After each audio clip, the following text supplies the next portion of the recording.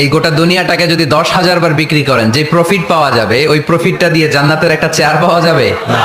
আর যে জান্নাতটা মায়ের পায়ের নিচে পড়ে আছে, তাহলে ওই পা দুইটার দাম কত? সুবহানাল্লাহ পড়তে পারলেন না? কেন মায়ের মর্যাদা বেশি? কারণ হামালাতহু উম্মুহু, বাবা পেটে ধরেনি, পেটে ধরেছে কে? ওয়াহানান আলা ওয়াহান, বোঝা, পেইন, ডেলিভারি পেইন, যন্ত্রণা বাবা সহ্য করেনি, করেছে কে? ওয়া ফিসালুহু ফি আমাইন, 2 বছর বাবা দুধ খাওয়ায়নি, দুধ খাওয়ালো কে?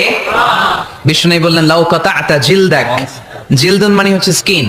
বিষ্ণু বললেন তোমার স্কিন, চামড়াগুলো কেটে কেটে রোদে শুকিয়ে যদি জুতা বানাও দুইটা, আর ওই জুতাগুলো দিয়ে যদি মাকে উপহার দাও যে মা আমার গায়ের চামড়া দিয়ে তোমাকে দুটো জুতা উপহার দিলাম, ওই জুতা পরেও যদি তোমার মা 1000 বছর হাঁটে, তাহলে ওই যে ছোটবেলায় কত লক্ষ ঢোক দুধ তুমি তোমার মায়ের বুক থেকে খেয়েছো, তার এক ঢোক দুধের সুদ আদায় হবে না।